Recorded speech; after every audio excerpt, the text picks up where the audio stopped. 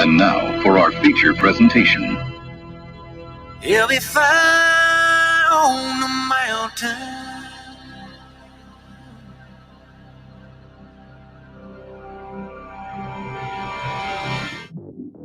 JB and Darren on the JB and Goldwater Show. Line drive right field, base hit. South Carolina wins the College World Series. Watson, touchdown. Hunter Renfrow. He got him, and it's all over. Coastal Carolina rules the roost. They win the championship. And South Carolina has won the national championship. The Senegal baseball team has done it again, but this time the Bulldogs beat one of the top teams in the country. They are giant killers. Get the ball to Bennett. He does.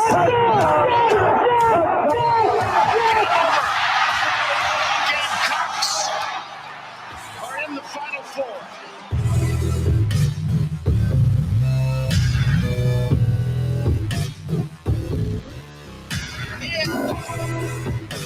All right, greetings and a good Thursday afternoon, and welcome aboard the JB and Goldwater Show, live, loud, and online, and very proudly presented by Motley Rice. Causes not just cases, MotleyRice.com. Driven by Stokes Volkswagen. Find them at StokesVW.com, and you can find us on the JB and Goldwater app. If you download that, it's free in your phone. You can always head to JBandGoldwaterShow.com as well. Share Healthcare chat lines are open. Craig's already in there. Craig's the Lone Ranger thus far, 12:01 here on Thursday afternoon. Have no fear, Craig. Your peers will be here soon. And we will pump your comments into our program and fuss and discuss throughout the afternoon. Follow us on social media at JB and Goldwater, individually at Sports Media JB and at Darren Goldwater. Coming up, 12:20, Mike Uva with Gamecock Central will pop in. It's a busy time for Gamecock athletics. The women win last night. The men play tonight. We're going to get into both of those contests. They're very valuable for different reasons. We'll tell you why. And we know what's valuable on Saturday. Auburn comes to town to take on the Gamecocks. Carolina still a win shy of bowl eligibility, and they've got a shot to do it on national television Saturday night at 7 o'clock. So we're going to get into all that with Mike. We do have David Shelton at 105 today. Really excited to speak with David because we'll get into the high school playoffs, and it's going to be a fun weekend coming up. Football starting with state championship games tomorrow night at the CUSA level. So let him break those down, and we'll find our way into the high school league and so on and so forth. So we've got some Major League Baseball to get into. We got a bunch of coaching stuff to get into. There's another professional football league that is coming back, if you know what I mean, and plenty of basketball in addition to all this football talk. So with all that being said, good afternoon, Darren Goldwater. How are you? I'm good. I'm not as good as Mel Tucker, and I've said many times, and I still believe this. Like you never know exactly how truthful a coach is being when they're talking in public. Be it Shane Beamer, be it Dabo Sweeney, be it anybody. I believe Mel Tucker when he says that Michigan State is a place that he never felt he just wanted to pass through. I believe that $95 million is going to keep him there. And I believe he is out of this coaching carousel. I could be wrong, been wrong before, but he's about to be the highest paid coach in the Big Ten and one of the highest paid coaches in the country. Yeah. He'll be the, I guess, second highest paid coach in the country behind Nick Saban, as far as I know, unless another deal gets restructured. I like Mel Tucker. Mm-hmm. And you know how I am. I'm a capitalist. You are what the market says you're worth. If you're worth $95 million, somebody says you're worth $95 million.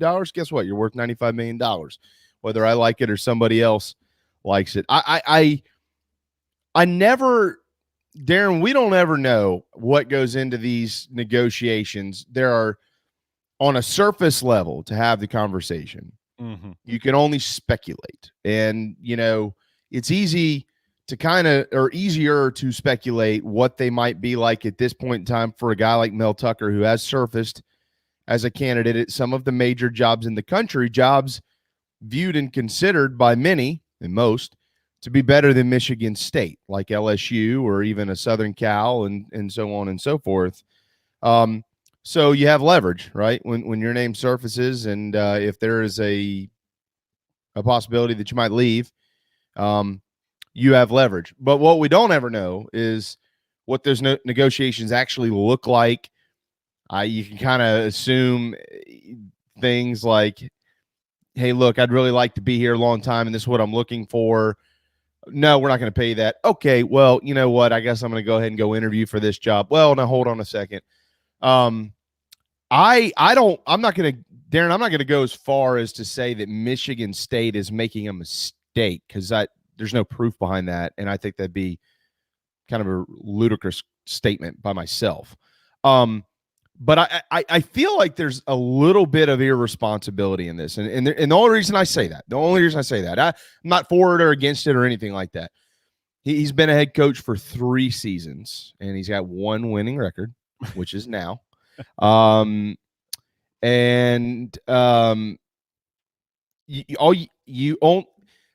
That luster will wear off if you don't meet the expectations that are now being set because of a financial agreement. And here's what I mean by that. You don't have to look any further than Ann Arbor, because only a few years ago, Jim Harbaugh was, well, give him a lifetime deal, pay him whatever he wants, because he's going to win a national championship at Michigan State. And they've had great seasons up there, but great by what standards? Great by our standards? Yes. Great by theirs? No. They haven't won a division title because Ohio State still plays in that division. Because they haven't won a division title, they clearly haven't won a league title.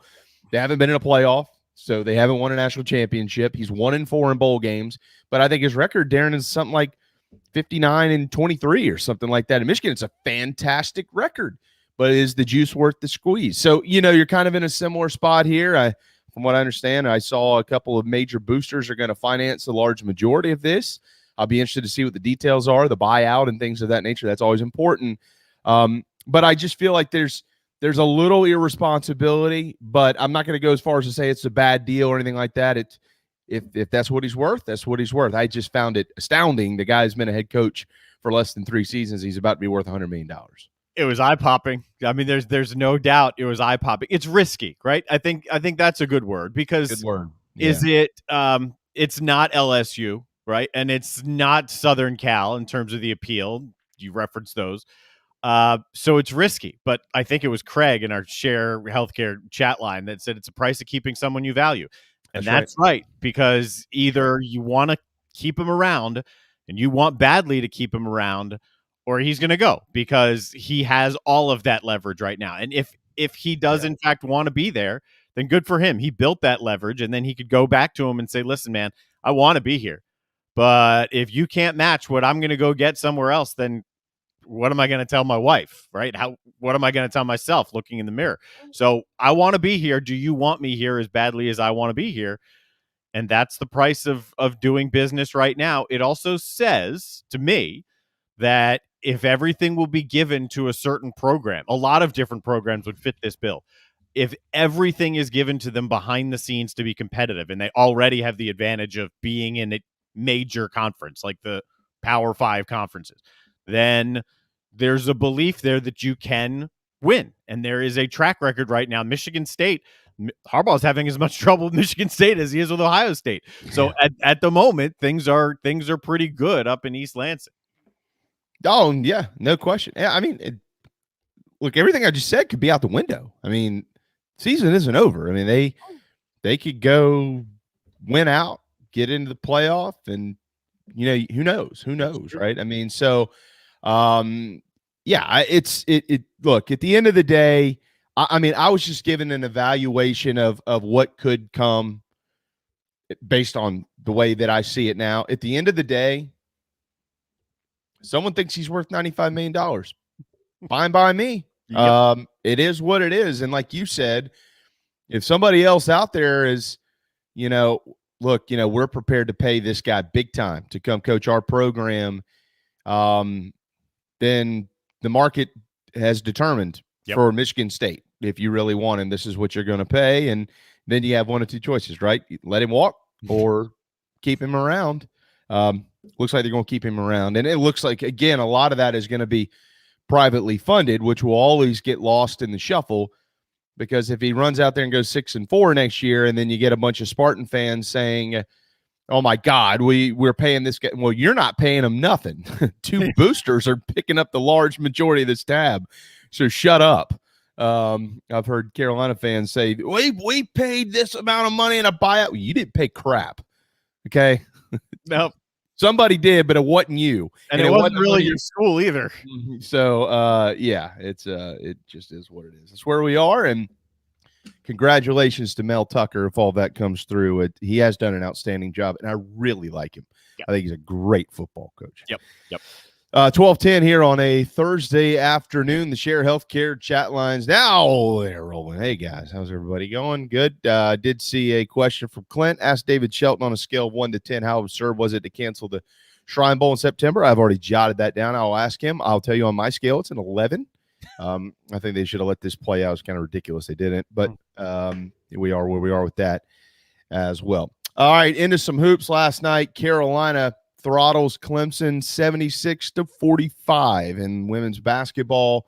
Gamecocks remain undefeated, 3-0 on the season with wins over NC State, South Dakota, and Clemson. They've got Buffalo up next on the road, but not in Buffalo. They ain't going up there in November. They're going to the Bahamas for the Bad Boy Mowers women's battle for Atlantis. They've got Buffalo and then either Oregon or Oklahoma. So a great challenge awaits the South Carolina ladies team down in a beautiful part of the world this time of the year. Certainly going to be a little bit warmer down there.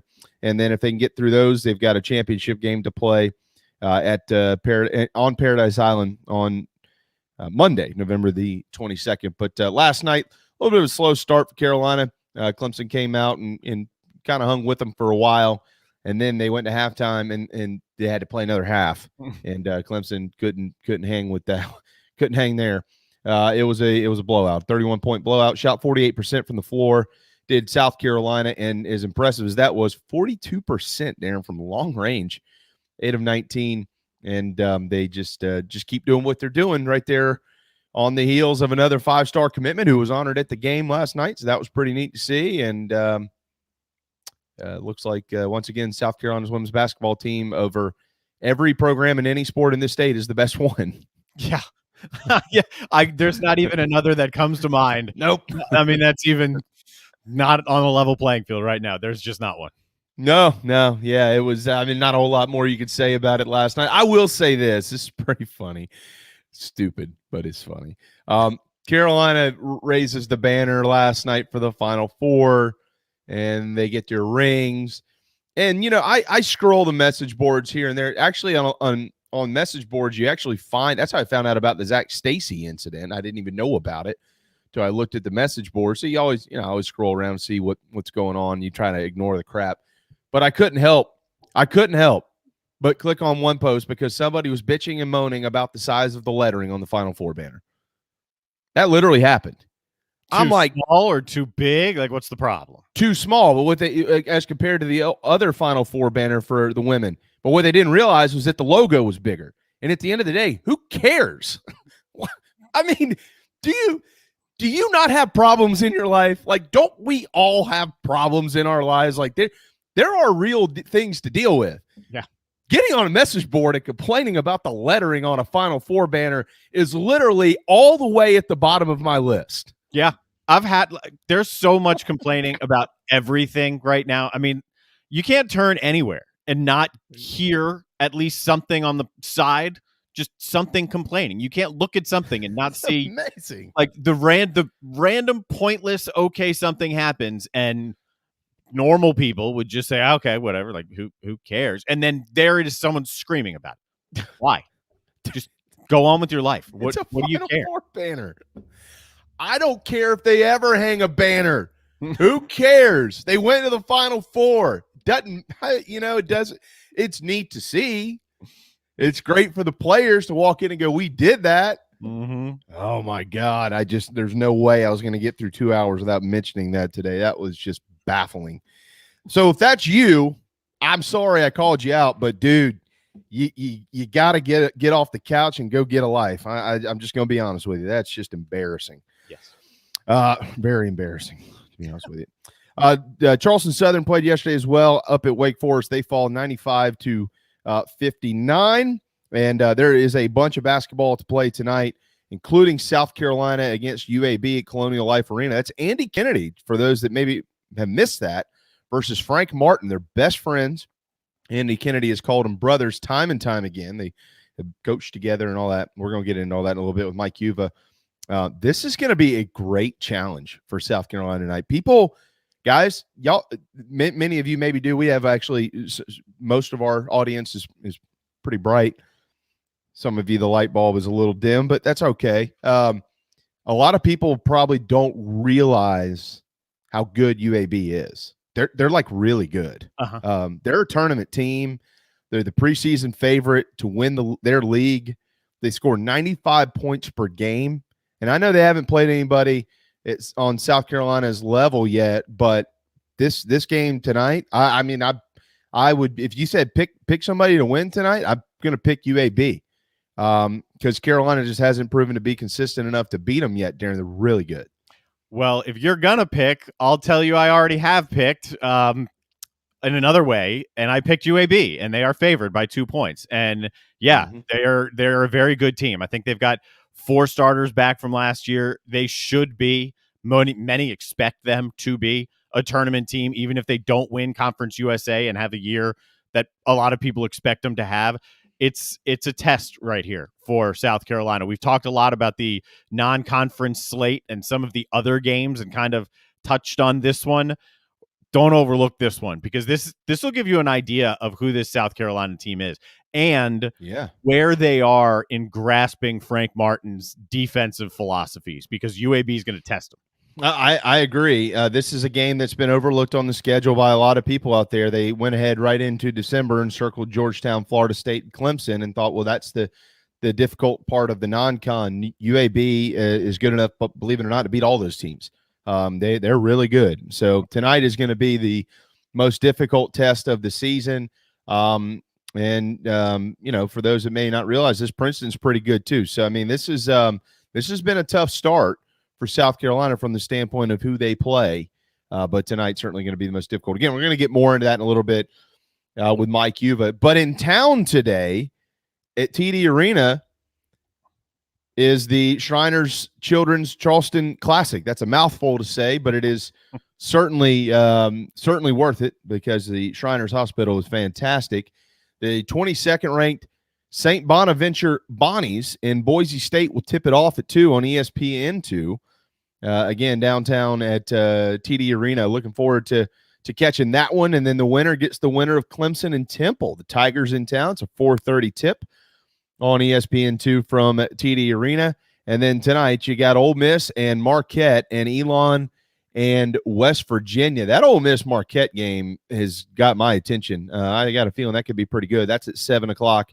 And then it's the late one tonight between Elon and West Virginia, probably about a 9:30 tip or so downtown before they really get going. So it's a good tournament. Tiger fans are going to be out, in the local Clemson fans will be out and about around downtown, hoping to see Clemson try to win this thing. They've been in it a bunch, and they've had some success down here as well. So this should be a pretty good tournament. I know Debbie Antonelli's calling the 7 o'clock game tonight, Darren. I think she's calling the 9:30, isn't she? I think she's calling all 4 with Rich Hollenberg. The first one's at 2. I'm fairly certain it's the 2 of them on all 4 of them. I could be wrong. Okay. But I think it's the 2 of them. Okay. All right. Well, I knew she was calling the night games, but I didn't see the day ones. But nonetheless, one of our great basketball superstars, Debbie Antonelli, will be one of the voices for this. And any of you that haven't listened to Debbie Antonelli call games, boy, are you missing out. She is some kind of special. We'll have her on our program here pretty soon, and probably get a recap of this and start looking ahead to some more non-con stuff with her, women and men. If you're heading down there, also keep an eye on St. Bonaventure. I brought this up, I think, with only right team in the field. Yeah. They're picked to win the A10, and the A10, I've said it many times, is oftentimes my favorite basketball league. It's a hell of a basketball league, who just picked up a great move by Loyola as well of Chicago, jumping over to the A10. Love it for both sides. But Sister Jean. Yeah, I love the A10 and St. Bonaventure. If they're as good as people think, keep an eye on them. This will be a good opportunity at least to see them up close if you're heading down there. Could win this thing. Bonnie's Marquette maybe in the final. Who knows? Marquette, pretty good team. Carolina beat them a few years ago. I remember that. I was there. Had the flu covering that, by the way. It is Thursday. If you're in the Low Country, buy one, get one half off foot-long cheesesteaks at DB's. DB'scheesesteaks.com. Don't forget to order the boardwalk fries with any order that you make. They come with the Old Bay seasoning. Don't call it crab seasoning. It's Old Bay seasoning. The boardwalk fries. Old Bay seasoning. DB's cheesesteaks. Try my favorite, the buffalo chicken cheesesteak. You can order online as well, and they're on every delivery app available. DB'scheesesteaks.com. All right, 12:20. Time for a timeout. When we return, quick trip up the road to Columbia. Mike Yuba with Gamecock Central joins us next on the JB and Goldwater Show, driven by Stokes Volkswagen. This is Mike Mazzell for Stokes Volkswagen on Ashley Phosphate Road. You know what happens when you sell record numbers of new vehicles? That's right, we take in record numbers of local trades. Despite what the news is saying, quality pre-owned vehicles really aren't that hard to find. You just need to know where to look. Stokes Volkswagen on Ashley Phosphate and on the web at stokesvw.com. We've got over 1,200 pre-owned cars, trucks, SUVs, and all at a fraction of the price when new. Every vehicle has been inspected and reconditioned, many with the balance of factory warranty. Best of all, at Stokes Volkswagen, you don't need perfect credit to get approved for a quality pre-owned vehicle, and we'll take any trade in any condition, even if you owe thousands more than it's worth. Don't forget, we'll buy your car even if you don't buy a car from us. You're going to love our pre-owned selection, I guarantee it. So come see us today at Stokes Volkswagen on Ashley Phosphate or stokesvw.com. Peace and love at Stokes VW. Negative trade equity financed a new loan, subject to lender approval. People don't like to get stuck in traffic, stuck in the mud, stuck at work. And two others you probably don't think much about, stuck with a big medical bill or stuck with a healthcare program that doesn't fit who you are. Experience true medical freedom with Share Healthcare. More affordable, more options, user-friendly, and biblically sound. You can join right now. Explore a new way to show you care with Share Healthcare. Join us today at sharehealthcare.com. sharehealthcare.com. Wando Power Equipment, the trusted home of Hustler zero-turn residential and commercial mowers. There is nobody more trusted in South Carolina than our friends from Wando Power Equipment. They've been providing elite commercial and residential service for over 30 years. Landscape Services have turned to their selection of Hustler zero-turn mowers like the Raptor. Bigger, stronger, faster, and the most durable Raptor Hustler has ever designed. Located on Daniel Island and online at wandopower.com. Wando Power Equipment, owned by the Price family, the home of Hustler zero-turn mowers, rentals, service, and specializing in family and friendship. You hear me talk about Dog and Duck all the time, and there's no other place I'm going to watch my college and NFL than the Dog and Duck. They have 3 locations, Bell Hall, Park West, and Clements Ferry Road. They have specials all football season long, like $12 pitchers of their own D2 brew, $5 pints of Sierra Nevada, weekly pick'em sheets with prizes, and the best wings in town, bar none. For all your football, college, and NFL, the Dog and Duck, Clements Ferry Road, Bell Hall, and Park West. Motley Rice LLC is a law firm with international reach, but it hasn't lost its Carolina roots. The Motley Rice team fights every day for people harmed by products including asbestos and talc exposure, medical drugs and devices, and also catastrophic injuries and auto recalls, including dangerous Takata airbags. Motley Rice is headquartered in Mount Pleasant at 28 Bridgeside Boulevard. Visit motleyrice.com. Thank you, Motley Rice, for supporting the JB and Goldwater Show and the Big Gamecock Preview Show. Okay, what's going on today, huh? Anything to talk about? All right, greetings in a good Monday afternoon. Greetings in a good Tuesday afternoon. Greetings in a good Wednesday afternoon, and welcome aboard. All right, greetings in a good Thursday afternoon. Greetings in a good Friday afternoon, and welcome aboard.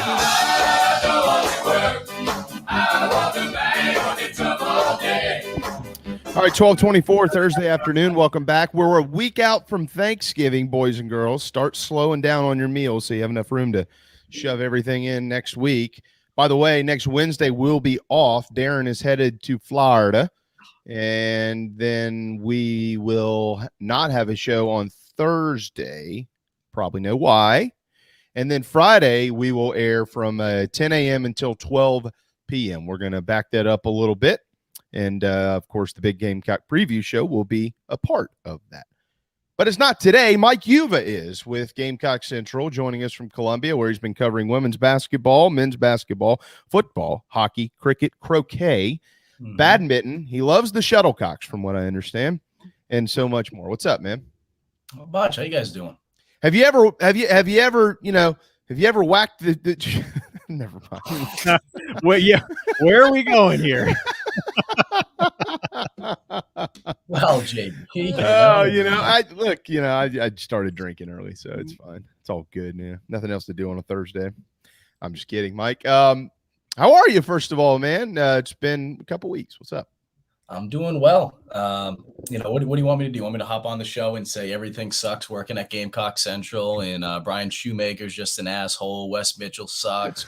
This is like the Spurrier that practice, right? Where he's like, what do you want me to tell you? The receivers can't catch anything, left, right. Left, right. No, it's been incredible. Working for Shoe and working with the guys over at Gamecock Central. It has just been an absolute blast.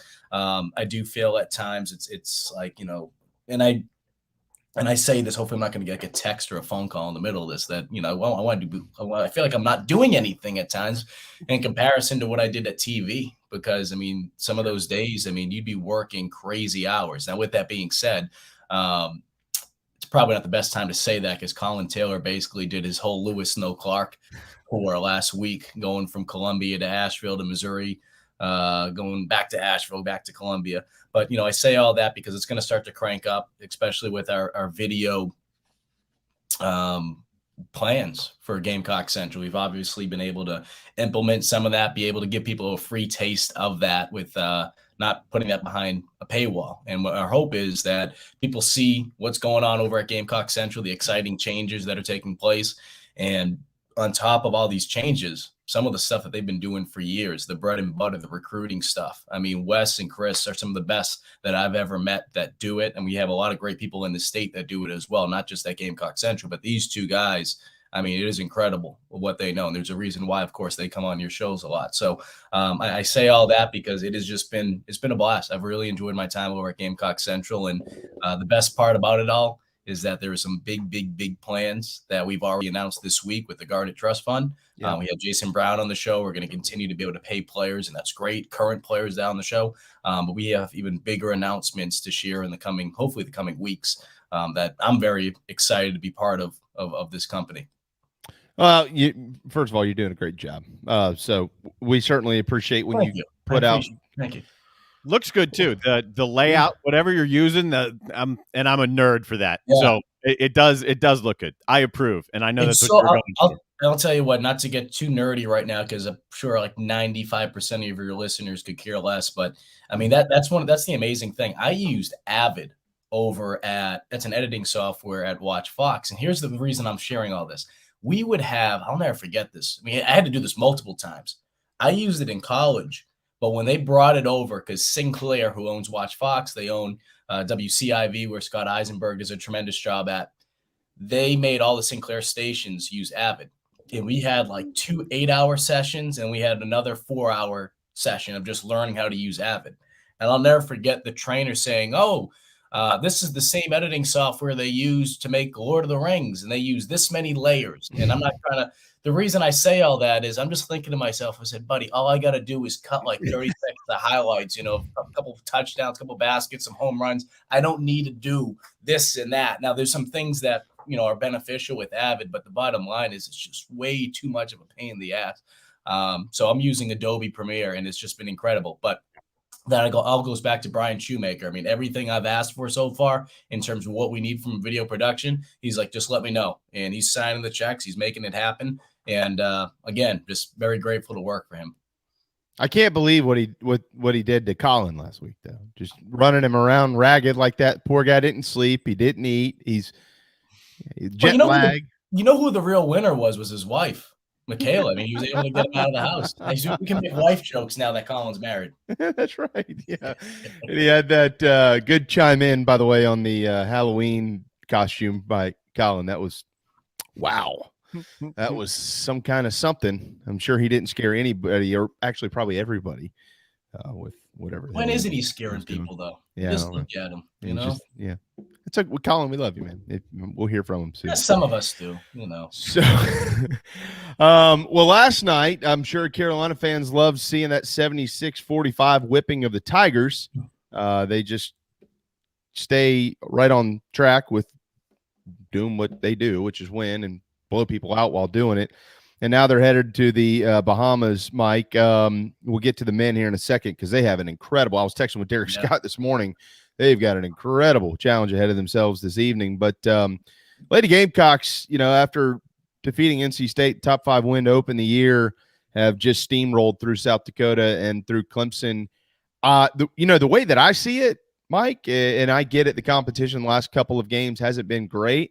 Mm-hmm. But you're seeing now, even with a couple of injuries, you're seeing 10 5-star players out there. I mean, they're figuring out how to play with each other. You got transfers and all this, that, and the other.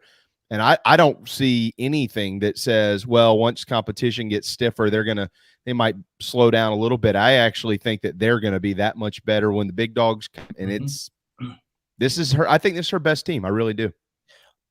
I know we're only a couple games into the season, but I can't help myself but make the comparison to Alabama in terms of what we've seen historically with them and Nick Saban. I'm not saying that Dawn Staley is going to be yelling at her assistant coaches when they're up by 50 in the fourth quarter. But the point being is you saw what South Carolina was able to do in the first half last night. They were leading by 10. They held Clemson to just 3 points in the second quarter. With that being said, they look sloppy, especially on the offensive end. 12 turnovers. 4 of those turnovers had to do with Destiny Henderson, who I just felt like at times she was trying to do a little too much. And the reason being is knowing that Raven Johnson went down with the injury.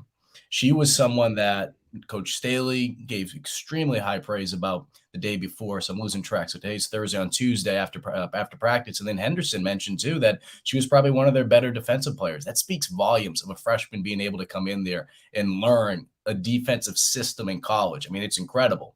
Yeah. I say all that. That means Henderson's going to have to play some more. So I just felt at times she was trying to do too much. They go into the half, and what happens? It's just like a switch was flipped. I mean, they played incredible basketball the entire half, but just for the first couple minutes, I believe they shot 7 of 8, had no turnovers. Destiny Henderson was playing incredible. She had 4 assists in that span. So I truly believe that the success of this team, it does start with her, and I hate making more comparisons with it, but going with that Alabama comparison, you can't worry about the score, especially early on in the year right now. You need to be able to continue to work on yourself. That's why Saban is the way Saban is. You have to know that, hey, look, we could be up by 10, we could be up by 15, but if we're turning the ball over, if we're missing layups, which was something that was critical to South Carolina having issues last year, not just that Final Four loss, they need to be able to improve on that, because when push comes to shove, you go up against those good teams and you find yourself, maybe it might not happen until the tournament, late in the tournament. You need to be able to push yourself through these moments because it means really nothing. So the comparison with Destiny Henderson, she needs to be like Ty Harris. And I'm sure she doesn't want to hear that. I'm sure Dawn Staley, to an extent publicly, wants her to just be herself, and she will be herself. But the beauty about Ty's game was Ty knew when to take over in terms of scoring. Ty knew also when to dish it out and not have to be the person that had to force things. Destiny did that in the second half. It was like night and day in terms of how she played in the first half. So it all starts with her. It really does. We can talk about Aaliyah Boston. We can talk about Zaya Cook, talented players, but you need good point guard play. And South Carolina certainly has that with Henderson, knowing that she's gone through it so long and she's a senior. Yeah, when you play for Dawn, you better be good or she'll replace your rear end in a hurry. What's amazing about her, and then I want to get to the men and into football, and we'll let you go about your day, bud. But what's amazing about Dawn, and she's done this forever, she has this incredible instinct of knowing when to pull back on those reins. I mean, she lets her kids go play.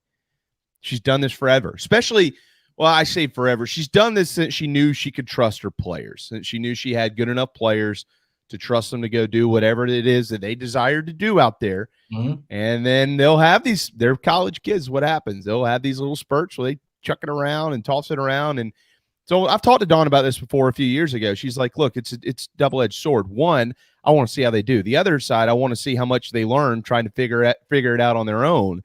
And then, hey, if things are going well, okay. But if they're not, I'll lock it in and we'll control it from there. But she knows when to do it. Like she knows, like, oh, okay, timeout. Let's get this thing under control. And then from there on, they blow everybody out. I don't know how else to explain it, but I think that's what makes her probably the best women's coach in the country. Because the difference with her in comparison to the rest of the coaches in the country is not only has she experienced it at the highest level possible, but she's been able to do it at such an elite level. Yeah. You know, like you can play. She understands it. You could play great, you know, the highest level of college basketball. You could play in the WNBA. You could play for Olympic gold medals. She's done all that. But the difference is she was always one of the top players on those teams. So she understands, she just has a mindset that's just different. And that point guard position is very similar to being a quarterback. You know, having conversations with Kerry Rich about it to this day, just how vital it is to have good point guard play. I mean, you look at men's basketball, you need to be able to have someone that you can trust in that position. So I think from a point guard standpoint, understanding what everyone else is supposed to do helps you. And now, obviously, being in a coach's position, she understands it as a player because she's gone through it, but she brings it. She brings her coaching through the eyes of a point guard. So I really think that's able to help not just the point guards that are on this team, but everyone on the court, because she understands exactly what they have to do. Because if she was out there point guarding right now, she would be doing the exact same thing. So I think from a coach's standpoint, you can see things like, okay, how is she going to respond to adversity? How is she going to respond maybe if she has three fouls and it's early in the third quarter? Do I pull her out and do I let her learn right now? You know, and that's not a jab at Aaliyah Boston. That could be anyone for that matter. So these are the situations that, especially that it's early on in the year, they need to be battle tested. They're going to be battle tested. They have one of the toughest schedules in all of college basketball, and that's done on purpose, on top of the fact that it's going to definitely help the sport and be able to promote it, being able to play some big-time primetime games. Yeah, no doubt. I totally agree, Mike. And coming up next, they're going to be in a spot we'd all love to be in, Paradise Island. The Bahamas is where they're headed. She was not sending me down there. I mean, come on, man. Oh yeah, he gives you everything you need, huh? That's what I was going to say. I guess there's this little football game going on Saturday. Oh, so I guess we'll cover that. You can zoom into the football game from the Bahamas. I mean, I did go to a wedding 2 weeks ago, and they did win. So Gamecock fans probably want me to go to weddings. Yeah. I'm 2-0 on it. Well, yeah, Colin's wedding was a year ago. So I'm 2-0 when I go to weddings. Well, USC's 2-0. I'm not 2-0. Even if you're not invited to one this weekend, you just need to crash one somewhere. Get the hell away from Williams-Brice Stadium and step into somebody's big moment. So South Carolina can have theirs. Ladies, Buffalo, and then either Oregon or Oklahoma. Oregon, by the way, is ranked 9th in the country. So a lot pulling for that one. And JB, just to mention that, I believe Diana, who does a tremendous job at the sports information department for women's basketball, that game on Saturday will be on Flow Sports, which none of us probably have unless you have a subscription for. But if they win that game, that second game will either be on ESPN or one of the ESPN channels. So for anyone interested in watching the games this weekend, just be prepared Saturday. You might have some challenges, but if they win that game, that second game, you'll be able to watch it on one of the ESPN channels. And that's from Diana Koval, you said? Correct. That's good. Okay. All right. Well, that'd be good, especially if you have a top 10 matchup on Sunday. And then maybe a championship on Monday. We'll see. All right. So the men tonight, and then we'll run into football, and then we'll run you out of here. They've got UAB. It's Andy Kennedy and Frank Martin. These guys have known each other for years. They're best friends. Andy has called them brothers. Frank has called Andy his brother multiple times over the years, I believe. And I didn't know this until I read Colin Taylor's column this morning on Gamecock Central. So credit where credit is due around here. I think they are 5-5 against each other, Mike, if that stat sounds right to you. Andy obviously was the head coach at Ole Miss, and then did some TV time, which was great for Gamecocks because anytime he covered South Carolina, boy, he was hyping him up because of Frank. And now he's back on the floor with a really good Blazers team. I mean, they're like really good, and they've got a bunch of transfers in. They've hung 102, 85, and 98 on the board this year. Now, that's UNC Asheville, Morehead State, and Rhodes College. The Rhodes College Lynx. Don't know much about them.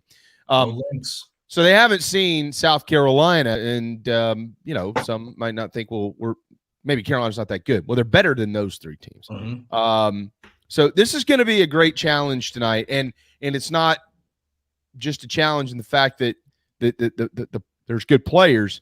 These coaches know each other so well. Yeah. So there's a lot going on here. And that's where it starts. These coaches know each other so much. I mean, is it the Ole Miss for South Carolina days when Kennedy was with the Rebels? Certainly not. But at the same time, too, if anyone understands what the other coach is trying to do, these 2 guys know it. I mean, like you said, they are great friends. And if people haven't had a chance to read the story on Gamecock Central that Colin Taylor did a tremendous job being able to get inside the heads of both of these guys. They love each other like brothers. They've gone through a lot with each other. They were assistant coaches, I believe, for at least one season in Cincinnati together. And since then, their paths have crossed many times. With that all being said, UAB is a very good team. They are a very good team. I expect them to be a tournament team. They're projected to win the conference. I don't know if you mentioned that. You probably did, and I have the attention span of a goldfish, so I apologize if I'm repeating that. But the point being is UAB is a very good basketball team. So there's a reason why they are favored to win not just the conference, but to win tonight.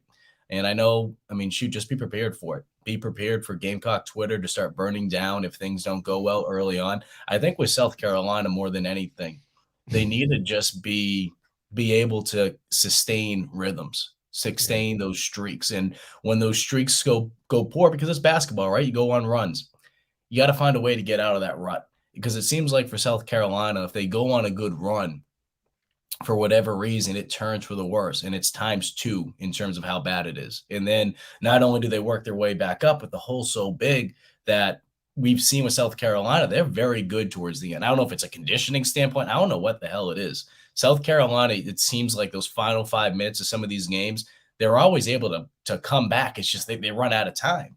So if you're able to sustain opportunities in terms of being able to limit how bad those runs are, because it's going to happen. UAB will go on a run at some point. They might go on 2 runs tonight. You need to be able to find a way to get out of that. And I think the way that you do that is, according to Frank, is you need to be able to have good play from some of your bigs. You got to have play out of your, he keeps pointing to the number 4 on the court, his power forward. They need to be able to continue to learn. It goes back to what you're talking about with Don Staley, in terms of leaving players out there and seeing how they're going to respond. Frank's mentioned that too. He wants to see how his players are going to respond, because there are 8 new scholarship players on this year's team.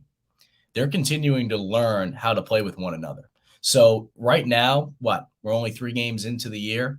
South Carolina is still learning that. And even though this is a non-conference game, this is no pushover. You're not playing TikTok Tech. You're not playing Assumption University. Go Hounds. But you need to be able to find a way to be able to make improvements. We've talked about it from an offensive standpoint with USC for football, right? People want to see improvements, and they're going to judge Frank whether it's fair or not fair under a microscope every single possession. You can't worry about that. You got to block out the noise. And you just got to find ways to make improvements as the game goes on. And I'm interested to see if that foreplay is better tonight. Not just that, but to see if guys like Eric Stevenson can make their shots drop. Because Martin mentioned the other day, I'm not going to tell him to stop shooting because I see what he does in practice. He's making shots. So I'm interested to see if that does happen. If it happens tonight, shoot. Watch Stevenson go like 5 for 5 behind the arc. I mean, if that's the case, if that's what Frank's seeing, then, more power to him. He's the coach for a reason, not me. Yeah, I mean, we talked to Frank last week, and I was kind of being playful with him, but serious. I said, Frank, I don't know if this cat has seen a bad shot. He just fires it up wherever. Final quick question here again, 7:00 tonight tip with UAB. On that note, though, did Frank at all, has he just gone into any detail about how exactly to get Eric going? And here's what I mean by that is he does like to get down the floor and create a shot and shoot it, but that hasn't worked. He's shooting 8% from long range. So you mentioned the big guys. Has Frank kind of hinted, hey, look, we at least need to get it inside and allow that to create a shot for him where he can get open, catch, and let it rip? I mean, it seems like from everything that Frank's saying is the shots that he's taken for the most part, he's open, and he's not going to stop him from shooting that. I think that the part that I took away more than anything had nothing to do with Stevenson's offense. It was the fact that he just loves the energy that he brings and the fact that he understands his defense. And I think more than anything, and if we know anything about Frank, if you can earn his trust from a defensive standpoint, it goes a long way. Now, I'm not saying that he's like TJ Moss, but there was a reason why TJ Moss played a lot of minutes in the past. And I'm sure some of us were like, why the hell is Moss out there? Well, Martin has made it clear in the past, and Martin's making it clear right now. If you understand his system and you can play it, he's going to put you out there. Does that mean you're the best shooter on the court? No, we've seen that in the past. But at the same time, too, and I know, not every player has the same amount of time, and it doesn't always work out this way. Think back to Mike Kotsar, different position, of course. Think back to some of these guys. Hassani Gravett, I think that's a better example, perfect example. Hassani just looked like a lost cause, it seemed like, right? And then his senior year, what happens? He's the 6th man in the conference, right? Gets an award. So I say all that because Frank, even though Frank has made it clear, he's not just going to pull guys for the sake of it. He's going to pull guys if you're doing your own thing and you're not showing effort. If you're lackadaisical, he's going to pull your ass. So if Stevenson continues to go out there, continues to demonstrate that he understands what's going on, continues to show the energy, Frank's going to continue to give him trust. Whether or not he pulls him aside at some point, if shots don't go down this game, next game, that's to be seen. But as of right now, no, Frank has confidence with him in his shot. I tell you what, he reminds me of different player totally, because this guy was 6'7" and he was left-handed, but he reminds me of Chuck Idson. For those who remember Chuck Idson from Pinewood Prep, Chuck was a guy who, if he hit the first one, he's going to hit them all night. But if he missed that first one, it was going to be a long night. But he was a player, and he had his ways about him of making guys around him better. So hopefully this cat can get going. They're going to need him tonight to beat no question. UAB. All right, on to football. Here we are. Look, the talk has been Beamer. I think Shane did a nice job of saying what he needed to say the other day. Mike, in today's world, you can't just come out anymore and say, no, I do not want that job. I'm not leaving here, because you don't ever know. Like, you don't want to say something publicly and have it come back to bite you. But in the digging I've done and reading between the lines, Shane Beamer ain't going anywhere. I saw Mike Farrell's article, saw it through Gamecock Central, that Shane Beamer would pick up the phone if called. Well, of course he could. He needs to. That's your job. You need to protect yourself. Pick up the phone if they call you. But it looks like he's going to be staying at South Carolina. All that being said, Carolina is 1 win shy of bowl eligibility, Mike. It could happen on Saturday. What's it been like up there this week, and where are their spirits as they come home, where they've largely won every game they've played this season? They are locked in, and it goes back to an interview that I did actually for Gamecock Central. We do a thing called Mix in a Water Monday, and we kind of recap the game that was from the previous week with a former Gamecock football player to give us a perspective from someone that has played for the Gamecocks. And we also kind of take a look ahead and some of the things they need to do. And this past week, we had Jacob August on, the former tight end. And one of the things that he brought up that I did find interesting but not surprising is because of his relationships with so many of the current players, is that they do not want to lose to Mike Bobo.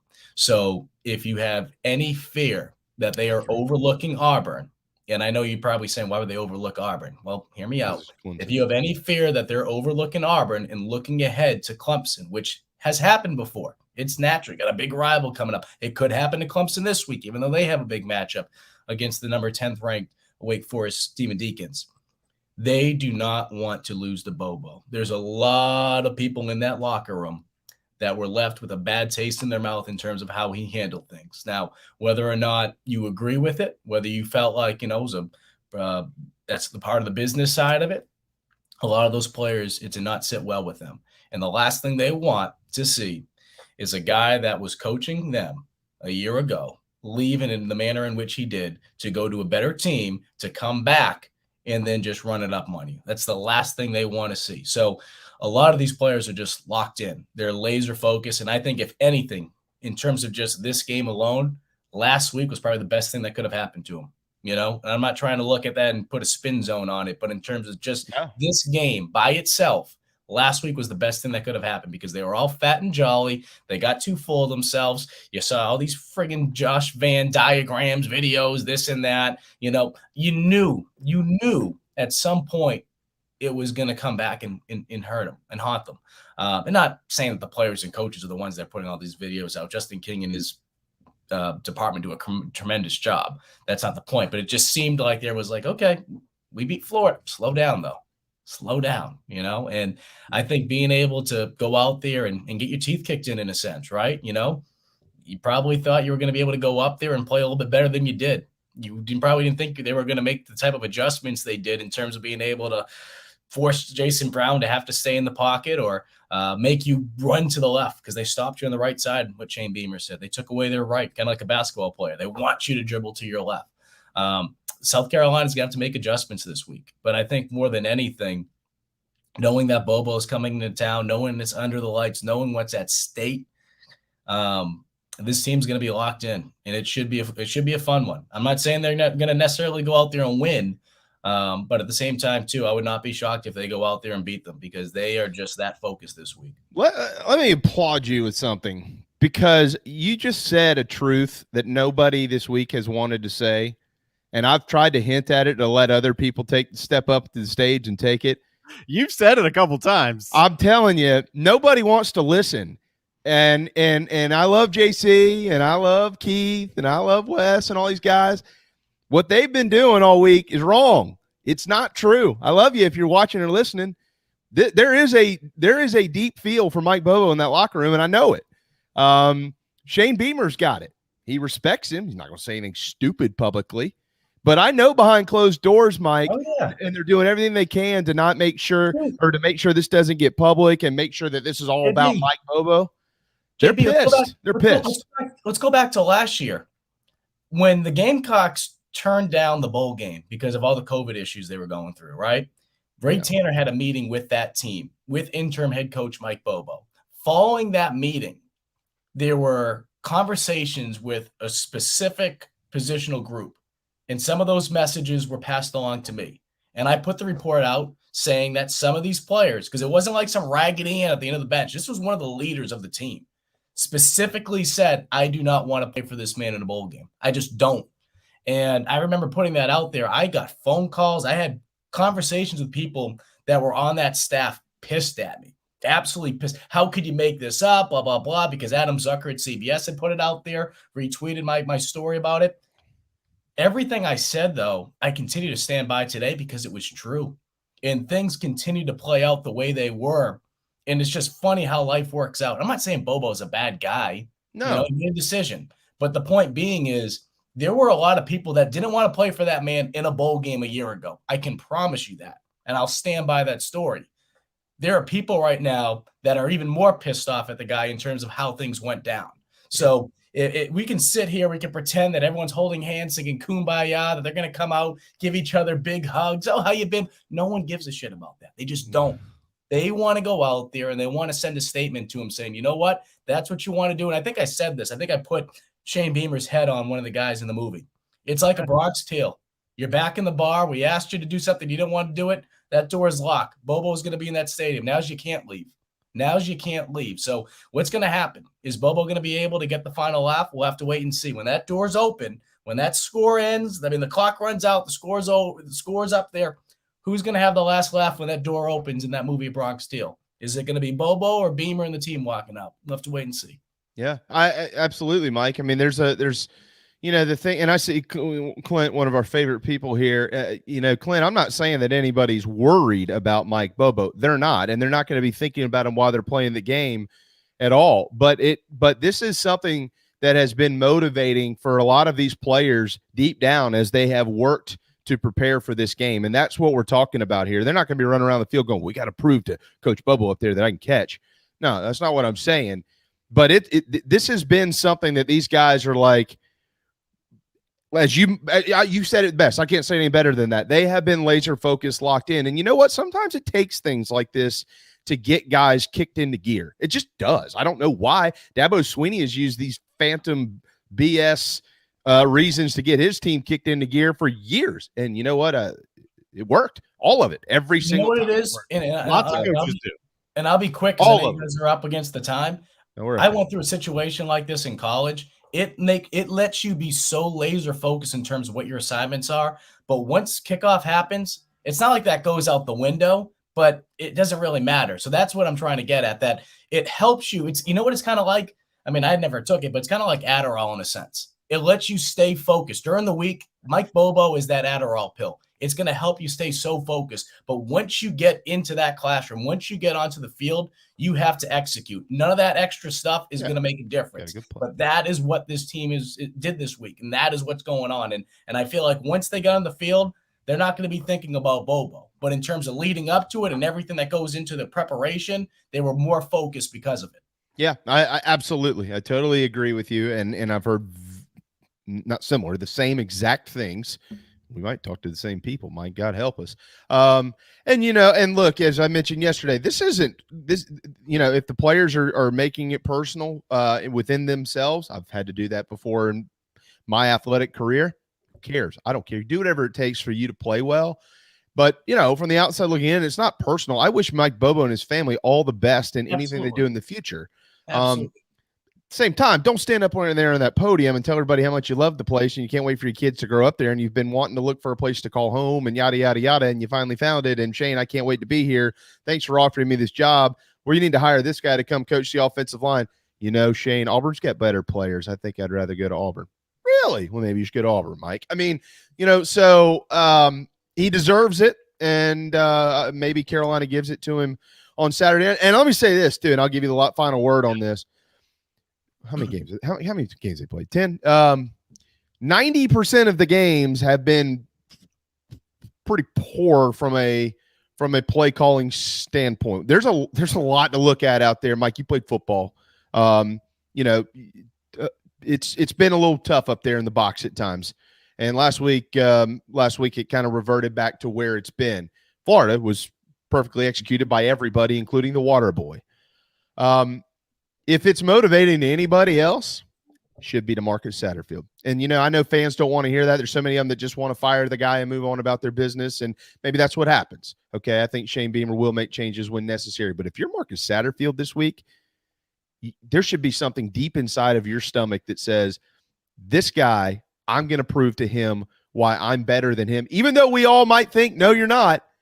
You get one shot head-to-head. Go prove it, pal.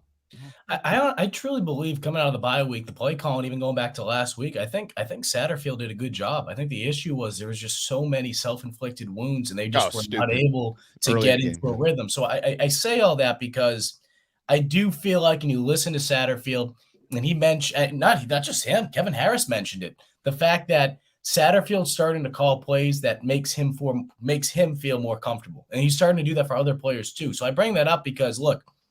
I just think – I don't think it's poor play calling. I just think it's just not the right fit in terms of the big picture of the entire season. I think that's going to be the reason why if Sat's not back next season, that's the reason. I think he has a high football IQ. I think he does. He understands how to run offenses. It's just not the right fit, right? I mean, how many times have you known, whether it's yourself, whether it's someone else, you know, they date a girl, they date a guy, vice versa, whatever. Great people, just wasn't a right fit. I think that's the case. But in terms of this weekend, going back to last week and some of the things you need to be able to do, you need to be able, and it starts with Jason Brown. And that's not throwing him under the bus because he obviously needs some help up front as well. But how is he going to look? Because teams have tape on him now. It's not St. Francis. It's not high school anymore. You played a tremendous game against Florida. But with that being said, now teams understand how they want to defend you, which means their defensive ends, as Beamer alluded to on Sunday during his teleconference, are going to work more upfield. And what that means is they're trying to force you to stay into the pocket. They don't want you to roll out. They know that if you roll out of the pocket, which he did against Florida because he's really good at, they're going to be there. It's kind of like a QB spy in a sense, if you will, but it's more on tape now, though. Pass rush. So Brown needs to step up in the pocket, but the only way he's going to be able to do that is if the big boys up front are able to provide that protection for him. So it works hand in hand. And I think on top of that too, what you'll see, and I've been saying this for the last couple of weeks, but it has not been more true than this week. Josh Fan's going to get double teamed. It's just going to happen. He will get double teamed this week. A safety will get brought down the box. And what Auburn's going to say is, you know what? You're not going to run the football on us. If you want to beat us, you're going to have to beat us by throwing it to someone other than Josh Fan. If that means one-on-ones with the carry on Joyner, Jenkins, Muse, it's going to have to be someone else. If they're not able to throw the football to someone other than Josh Fan this week, South Carolina will not beat Auburn. I can promise you that. No, you know what?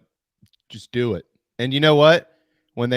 Mike, now that we're in football talk, when they just bull rush those in straight up field like that to try to either try to get you to roll out or try to pinch you, we all know what comes after that. Then they start delay blitzing. When you step up, there's somebody standing right there. So just dump it over the top of them. Steve Spurrier was brilliant at calling those plays, and hopefully they're able to do that this week. We'll see.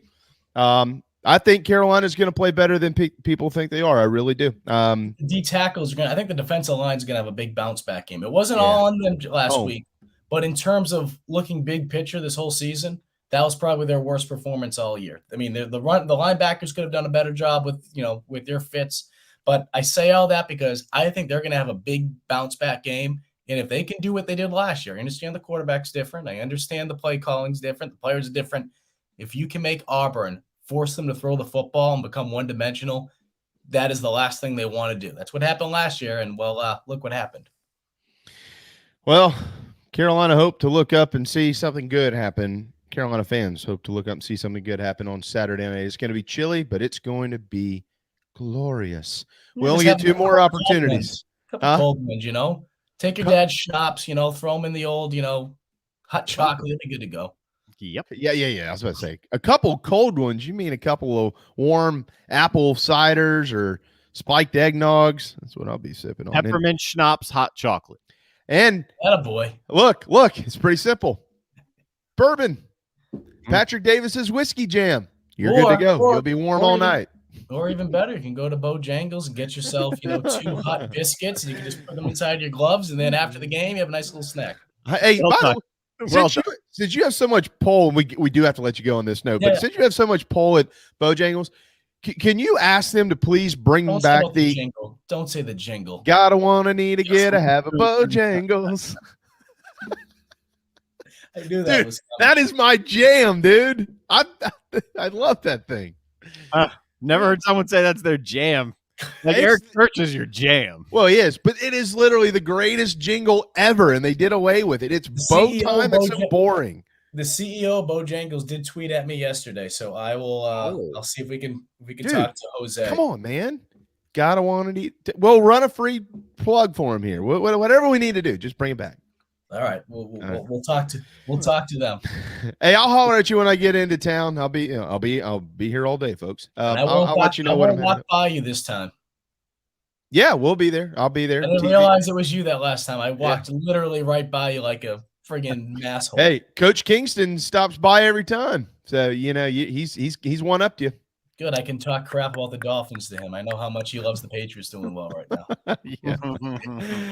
Thank you, buddy. Have a wonderful weekend. Good stuff. Thanks for all the time. Appreciate you guys. Thank you. Yes, sir. There you go. Mike Uva with Gamecock Central. All right, we're late. We got to hit a timeout. When we return, David Shelton, who loves high school football. We all do. He'll be here in a few minutes. Hang tight. We'll be right back. Right here in our backyard is Motley Rice LLC, a law firm that hasn't lost its Carolina roots. The Motley Rice team fights every day for South Carolinians who were injured while traveling by plane or bus, harmed by medical drugs and devices, or burdened by dangerous auto recalls, including Takata airbags. Motley Rice is headquartered in Mount Pleasant at 28 Bridgeside Boulevard. We are honored to have Motley Rice as a sponsor for the JB and Goldwater Show and the Big Gamecock Preview Show. At Patriots Point Naval and Maritime Museum, families walk in the footsteps of our nation's heroes, the brave ones who risked their lives to defend our way of life. Home to the aircraft carrier USS Yorktown, USS Laffey, and the USS Clamagore, there's more than 1 million square feet of exhibit space to roam. White Glove certified, we have several new health safety measures in place to enhance the visitor experience. Come for the day and leave feeling inspired. One of the most impressive museums in the country, located right here in Mount Pleasant. Visit patriotspoint.org for more. We'll see you soon. People don't like to get stuck in traffic, stuck in the mud, stuck at work, and to others you probably don't think much about, stuck with a big medical bill or stuck with a healthcare program that doesn't fit who you are. Experience true medical freedom with Share Healthcare. More affordable, more options, user-friendly, and biblically sound. You can join right now. Explore a new way to show you care with Share Healthcare. Join us today at sharehealthcare.com. sharehealthcare.com. This is Scott Glaze, head golf professional at the Links at Stono Ferry, located on the outskirts of Charleston, South Carolina. I'm inviting you to tee it up on one of the most scenic and challenging courses in the Lowcountry. Our back nine is highlighted with 3 holes that border the Intercoastal Waterway. Visit stonoferrygolf.com to book tee times and discover all that Stono Ferry has to offer. The Links at Stono Ferry is a former South Carolina Golf Course of the Year and is also home to the College of Charleston men's and women's golf teams. Come see us. We would love to have you. stonoferrygolf.com.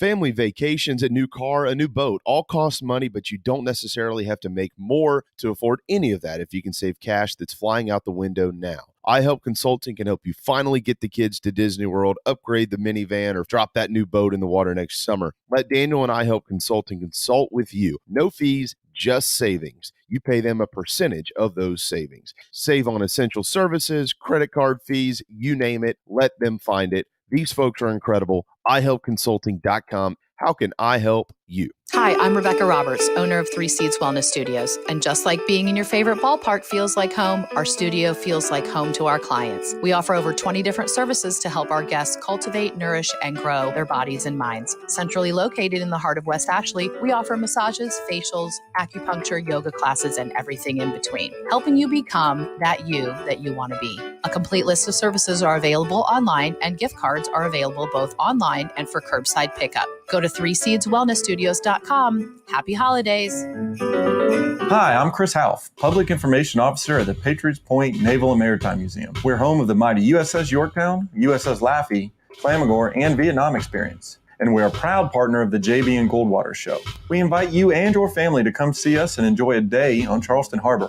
Visit patriotspoint.org for more information. And now, it is my honor to present the national anthem.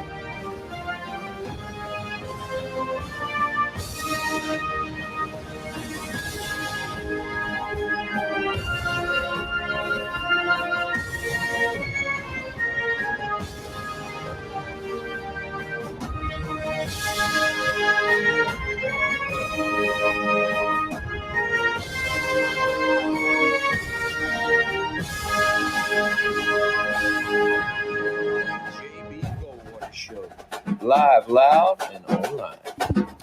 All right, final hour, Thursday afternoon, November the 18th. Welcome back, the JB and Goldwater Show, very proudly presented by Motley Rice. Causes not just cases, MotleyRice.com. Thanks to Mike Yuba for joining us in that last segment. Follow us on social media at JB and Goldwater, individually at Sports Media JB and at Darren Goldwater. We're 1 week from Thanksgiving, which means that we're 8 days from Black Friday, which is generally when everybody starts shopping for the holidays. And I just want to remind you that you can start shopping now, especially if you have a significant other who has had a long year. Maybe they need a massage. If your wife needs pretty much anything that could possibly ever be needed by a female, like a massage, a facial, Botox, you name it, all of it. 3 Seeds Wellness Center in West Ashley, right in the heart of West Ashley. As a matter of fact, they offer over 20 services. They have over 20 different professionals, and they are the best of the best. 3 Seeds Wellness Studios.com. If you want to get a gift card, they'll walk it out to your car. They can build you a gift basket with all types of stuff in it. I'm talking about shampoo and facial cream and candles, like all the stuff that your lady likes, all in one basket. You can get it there at 3 Seeds Wellness Studios. I can tell you one thing. Becca has made my life a lot easier because the massages that Carrie gets for every couple of weeks, she comes home happy. When she's happy, I'm happy. That's a good sign. So it's 3 Seeds Wellness Studios.com. This guy might need a massage here before long. Football season's coming to an end. He's been covering it from sun up to sundown, it seems like, daily. David Shelton with the Post and Courier. If you do need one, I'm not giving it to you, but I know where you can get one. What's up? Hey, what's up? Happy wife, happy life. That's what they say. But I don't know if I need my neck. My neck is stuck in a permanent position that's partially leaning towards looking at a computer screen because I look at so much crap online with huddle films and trying to scout teams and players and trying to stay, on top of things. Yeah, you're right. I mean, I just need somebody to like massage my neck for about 8 days. You need one of those like sharper image neck massaging chair type things. Yeah, boy. Oh boy. I actually did at Northwoods Mall. It was before the pandemic. I sat in one of those massage chairs where you like feed them your credit card. It's like $8 or whatever. And you get like a 45-minute massage, and it's from the toes to the top of your head. The way the chair, the roll. Oh my God! I was like, if I could be an owner of one of these chairs in my house, that's where I would sleep at night. That thing was amazing. I felt totally different when I got out of that chair. Well, we're just glad that you're feeling better. That was 2 years ago, though. Oh, hey, David went to the mall to see Santa Claus. Came home with an Asian massage. That's it's the way the world spins. Sometimes. I didn't say Asian. I said chair. Yeah. Oh, the massage. Yes, you did. Did he? I thought he said that it was one of those. No, he said he was putting money into the chair. Yeah, into the chair. Holy cow. Look, man, I'm like you. It's no wonder you were quiet whenever I said from head to toe. That's where I get it now. Yeah, I was thrown off. I missed the throw money into the yeah. All right. Okay. All right, man. Well, let's get to some football. We cleared that up. We can be on track with football. The CUSA boys have the state titles this weekend. The 8-man is tomorrow night, Holly Hill Academy and Andrew Jackson. Hey, where's that game being played? Is that at Charleston? That's not at Charleston Southern, is it? No, that game is at Calhoun Academy and St. Matthews. Okay. The 3A, 2A, and 1A games are at Charleston Southern this weekend. Okay, that's what I thought. Okay. All right, so Saturday for the 1A boys, you got Thomas Hayward Academy out of beautiful Ridgeland, South Carolina, against Robert E. Lee Academy from Bishopville. The 2A guys is Hilton Head Christian and Williamsburg Academy, who are from Williamsburg Academy, for those who don't know, is in Kingstree. And then the 3A, which is where everybody's most familiar in CUSA, Hammond is back in it with a great chance to win it again. They've got Trinity Collegiate out of Darlington, South Carolina. I'm assuming Hammond. That game will be Friday. People need to understand that game is Friday at CSU. Yeah, 7 o'clock Friday night. Sorry. Saturday. Yeah. Friday night, 7 o'clock for Hammond tomorrow. So not only are they favorites, how heavy of favorites are they in that game? Oh, not a lot. I mean, they beat Trinity earlier in the year, 14-0 in a game that was 0-0 forever. Trinity will play with them. I'm sure Hammond's, the favorites because they are every year. But Trinity will play with them. They got a really good running back. They got a really good quarterback. Their defense is big and fast. Like I said, I looked up, I talked to John Wheeler from Hammond earlier this week, and I looked up some stuff. When they played the first time, Hammond had 203 yards total offense, and Trinity had 201. So the defenses really were pretty darn good that night. And in fact, Trinity, or one of the two teams, I can't remember which one, had 2 goal line stands in the game. So, it was very, very competitive. This game will not be a blowout. This would be a really good game. This would be Hammond's 14th state. Yeah, it'll be their 13th.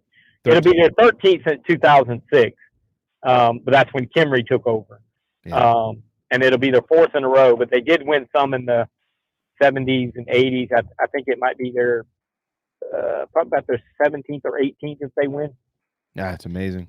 So what you're telling me is, and I'll text Kimry in a little while and just let him know that he really, it wasn't him. It had nothing to do with him. They don't need him to win state championships. No, they got Stokes. Well, I think well, that is totally not true. I think what Eric built was one, the culture, and two, the guy that replaced him was a former assistant that had spent many years there as a defense coordinator and then went off to be a head coach at St. Joe's Catholic. Well, he came back, and the entire staff that Kimry had returned. So really the only thing that changed was the guy at the top of the list. And in John Wheeler, you're talking about a guy that's very familiar with the program, was part of that enormous successful run, 2010 on. So, yes, Kimry's play calling, but he set all this up. I mean, this is his structure in terms of how the program is run, how we're going to do things. Very little changed, except, like I said, the one guy making the, hey, let's punt, let's kick a field goal, let's go for it. That guy changed, but all the other pieces are in place, except for, Will Muschamp's son was the quarterback. He left. Mike Bobo's son was the big left tackle, and he left because their dads left. And so there were some personnel changes to overcome, but they do and did have a returning running back that is legit in CJ Stokes. So they've kind of built everything around him. We'll see if they can get it done tomorrow night. Hammond is set to go. A 7:00 kick at CSU. And then on Saturday, a noon kick between Thomas Hayward Academy and Robert E. Lee at the 1A skis level. The 5 o'clock kickoff is the 2A level. That's Hilton Head Christian and Williamsburg Academy. And Marion has asked a question on our Share Healthcare chat lines, David. The chances of Williamsburg Academy out of beautiful Kingstree, South Carolina, getting another state championship. Well, I mean, they're playing the defending state champs, or two-time defending state champs, Hilton Head Christian, and they're pretty good. But this Williamsburg team has had a great year. They've won they've crossed every hurdle in front of them. I'm not going to call this as the 1A game. I'm calling it for Thomas Hayward in a big way.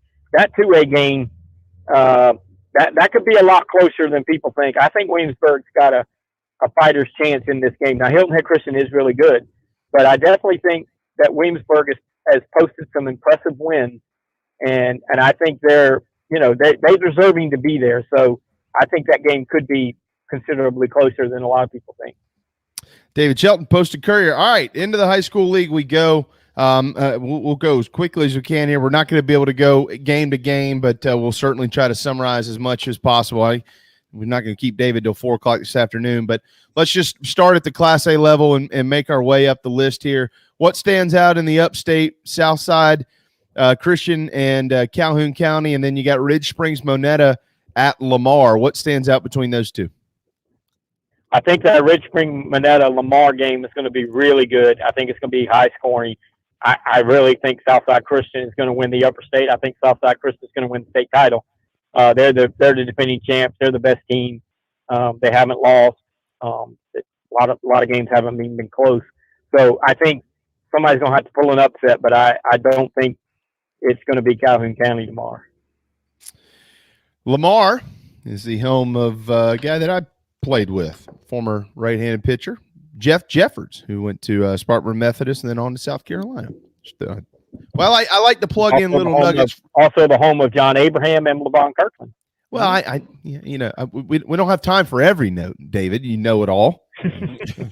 I got to give some love to somebody that's a little less known, and Jeff is not John Abraham, who's now a Hall of Famer. All right, in the in the lower state in the Class A level, you got C.E. Murray from beautiful Hunting Land, South Carolina. That's Greeleyville. Against Whale Branch, who's really good. And then Bamberg and Baptist Hill and that game's being played at Baptist Hill, from what I understand. These both look like great football games, David. Yeah, these are going to be two really good games. Probably, I would say these have probably been the four best teams in the lower state, for the majority of the year. I think Whale Branch going to Lakeview last week and busting them up pretty good kind of shows how good they were. That Baptist Hill Bamberg game, I'm actually going to make that drive out to Hollywood. I was hoping it would be at the new district stadium, which is like 5 minutes from my house, but no, I'm going to have to go all the way to Hollywood and watch that game. But that's going to be a really good game because you've got Bamberg that's big, physical, tough. They like to pound the football. They like to beat up on you. And then you got Baptist Hill who throws it around the yard. It's almost like they're drawing up plays in the dirt. And they all work. I mean, they throw the ball around. A lot of good receivers. It's going to be a tough challenge to score when they have the ball because Bamberg is going to keep the ball unless Baptist Hill can get them get them 3 and out a couple times. But I look for that game to be really competitive. All right, in the AA level in the upstate, Gray Collegiate is, I believe, hosting Abbeville. Abbeville beat Saluda last week 49-34. That is God's country. And Christ Church, they're at Newberry. What stands out between those ball games? Well, I think the Christ Church Newberry game is just an opportunity to get to the next round and lose to the winner of the Abbeville Gray Collegiate game. Clearly the two best teams in 2A. They're going to play that game at Fairfield Central High School because Gray doesn't really have a home stadium, whatever. And you're talking about the two teams in AA from day one. Everybody said it was Abbeville Gray, and it's down to that. Unfortunately, in the third round, but whatever, they have to play each other at some point. And I go back and forth. I kind of lean to Abbeville just because they've been there, done that. They are at the top of the mountain, and Gray's trying to climb that mountain. My buddy Lou Bajak at the state says Gray is going to beat Abbeville. He kind of talks like it ain't going to be close. I'm like, whoa, boy. I think it's going to be close, but it is a toss-up. Two different type teams. Gray has played an incredibly tough schedule. Abbeville has had an easier schedule, but my point to Lou was today, Abbeville could have played the same schedule Gray played and had the same record. So I don't get into who's played the tougher schedule. I go into who I think is going to win on Friday night, and I just kind of lean to Abbeville. But it's a toss up, to be honest. David Shelton, Post and Courier 122 Thursday afternoon in the lower state. Silver Bluff is at Cheraw. Cheraw is the home of Michael Flint's mother, Charlotte, whose brother happens to be one of the best high school football coaches the state's ever seen, Mr. Bernie Bourne, Uncle Bernie, as we call him. Not like Uncle Bernie. Not like Bernie from what was that movie? Weekend at Bernie's. Weekend at Bernie's. Yeah, he's not that Bernie. He's still kicking. He was a hell of a coach. So Silver Bluff is at Cheraw. And then this one here, everybody's got circled. This is incredible. This really is incredible. It's personal for me, David, because I've known Eric Bendig a long time. But Philip Simmons is going to host Barnwell, and I don't know if they're going to win the game or not because Barnwell is so good. But this is unbelievable what he's built this program to, and they're pretty much bringing the best team that's been in the lower state for a long time, or the most consistent team, if you want to call them that, at this level, to their home field in a third-round playoff game. It's a tremendous opportunity. Can't wait to see what happens there. I think Silver Bluff's going to beat Cheraw. The Philip Simmons Barnwell game is kind of a toss-up. I think some people are a little bit critical or whatever of what Philip Simmons has done. They've only lost one game, but their conference wasn't overloaded with games, overloaded with teams that were really good, and the best team they played was was Hanahan, and they lost to them. That's going to be a very similar type game if they face with Barnwell. Very physical. Like they played with Wade Hampton last week. I don't question Philip Simmons' physicality. I think they get after you pretty good. But a lot of people just aren't giving them a lot of credit, and I can see it. I mean, their schedule was what it was, but I personally, and I'm not trying to knock anybody, but Silver Bluff's the best team in the lower state, and Silver Bluff's going to play in the state final. So, but if the Iron Horses can win and get there next week, you have Silver Bluff at home. I guess anything can happen on a Friday night, but they got to get past Barnwell first, and that's not going to be an easy task. Going to be a lot of horses in the stable out there off Clements Ferry Road. You got war horses and iron horses. Unbelievable. Never heard of that before. Yeah. Pretty good stuff. It should be a good crowd, too, because Barnwell typically travels, pretty well. So, it should be a good crowd. They'll shut that town down and get right behind the buses like the old days and head on down this way. Absolutely. It should be a great crowd. I hope they're ready for it. I'm excited for Philip Simmons. This is really – all right. If you're heading to that game, by the way, just stop at the Dog and Duck on Clements Ferry for your pre or post game beverages and food. It's right there. Now you see. Don't you wish you were covering that game tomorrow night now, David? Yeah. I mean, honestly, yes. But I do know a little place down 17 past going towards Baptist Hill that I can't remember the name of it, but it's a great little hometown looking little restaurant thing. I ate there a couple years ago and it was unbelievable. I'm going to Google it and look it up, but I'm going to eat well tomorrow. Don't you worry about that. I don't care where I go. I'm going to find food. Well, you got the out there in Hollywood, you got Boogie's Barbecue, and you've got the station diner. It has the cheeseburgers or some kind of special. What's that called? The station? The fill-in station. No, that's not the name of the place I'm thinking of. But I didn't know about the Boogie's Barbecue place. I might have to. Yeah, right there in Hollywood. I might have to hit that.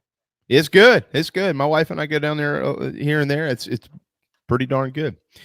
All right, at the 3A level, all these teams are pretty good too. Chester, they're at Powdersville in the upstate. Daniel hosts Clinton.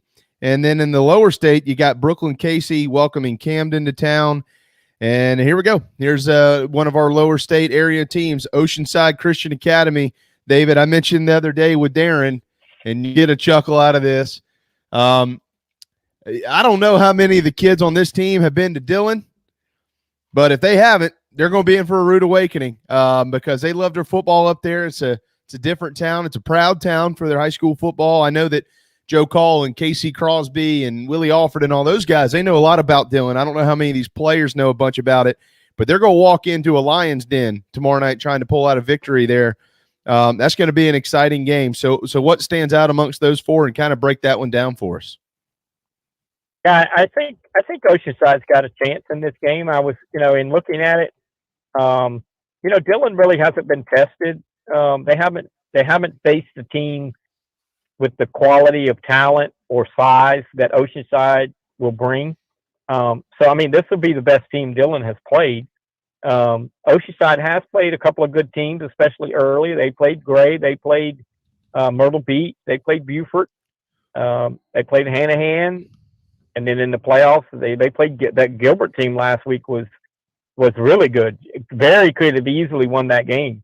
So I think Oceanside's been tested. And like you said, maybe it's a good thing that a lot of the players may not know Dillon or never been to Dillon. I mean, the coaching staff knows, and obviously people like us know what their tradition's like. But maybe the Oceanside kids are like, hey, it's a football team. We're going to go play them. And now once you get into Dillon Stadium, it becomes a little different when you got the crowd overflowing to the fences right there by your sidelines. And they tend to not, they're not bringing flowers and chocolates and saying sweet things.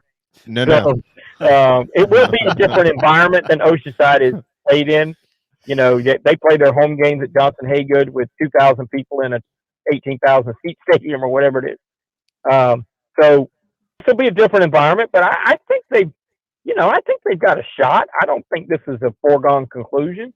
They're going to have to play well. I mean, they're going to have to really execute and do the things they've been doing, but I mean, they got a shot. I mean, I don't think it's a blowout. I think in the upper state, I really believe the winner of the Daniel Clinton game is going to win the upper state. Nothing against Chester and Powdersville. I just think the two best teams that are still standing are Clinton and Daniel. Chapman got beat last week by Chester. I thought Chapman was a real contender. But that's why these playoffs are so much fun and they're really kind of hard to predict because, upsets happen and somebody's going home. Some good teams go home in these matchups. So, but I think 3A, Brooklyn Casey and Camden, I like Brooklyn Casey to win that game. I think Camden's defense is really, really good, but they don't score a lot on offense. Not like they did last year. Last year they were averaging like 50 points a game, but all those guys graduated and they're playing like their third or fourth quarterback, but they're winning with their defense. Their defense getting shut out every week. I don't think they'll shut out Brooklyn Casey. So, it'd be interesting. I think, honestly, the Dillon Oceanside winner is going to win the lower state. So, we'll see how it pans out. It's not automatic, but that's kind of the way I have to see it. Yeah, it's I think you put it and I think OCA certainly has a shot to win the football game. They're really good. It's just it's going to be a little culture shock when they walk in there tomorrow night. Absolutely. But it is what it is. But they got a bunch of coaches that understand that as well, so they'll be prepared, and we'll see what happens. All right, at the 4A level, David, I know we've kept you a while, but you're better at this than we are, so we'll send you a gift card. In the Upstate, you got Greenville hosting the Irmo Yellow Jackets, and you got South Point, and they're coached by Devontae Holloman, former South Carolina linebacker, and they will hit the road for Greenwood. In the Lower State, you got Myrtle Beach hosting Beaufort. That's just a trek up Highway 17 there. And then West Florence, they are at Hartsville. So I guess not a lot of travel for that one there. But, what stands out amongst all those ball games? Well, I think Greenville is going to beat Irmo. I think Greenville's a better team and a team that I picked to possibly play in the state finals.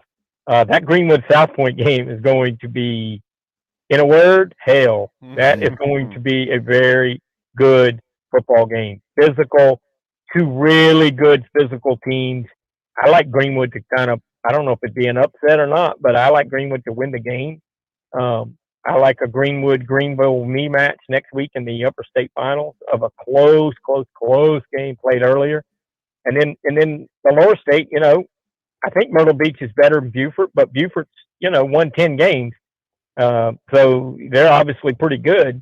And then Hartsville, West Florence, again, they played each other earlier in the regular season because they're in the same conference. Hartsville seems to be peaking. I think they're probably playing their best football right now. So it would not shock me if we didn't see a Myrtle Beach Hartsville rematch in the lower state next week. All right. Did we got it all? Oh, wait, there's the 5A. Got this guy. Yeah. And then you got Ridgeview the big boys. The big boys. Of course, some of these teams we've been talking about now, they beat a lot of these teams we're about to mention. They're pretty good. But Ridgeview, they're at Spartanburg in the Upstate. Spartanburg took down Spring Valley last week. Ridgeview topped Hillcrest in a high-scoring ball game, 47-41.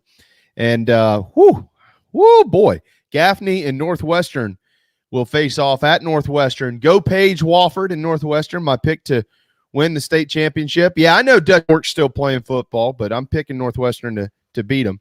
And then in the lower state, well, I'll tell you what, we'll get to the lower state in a minute, but those upstate games, Ridgeview, Spartanburg, Gaffney at Northwestern, David, those have a chance to be pretty good.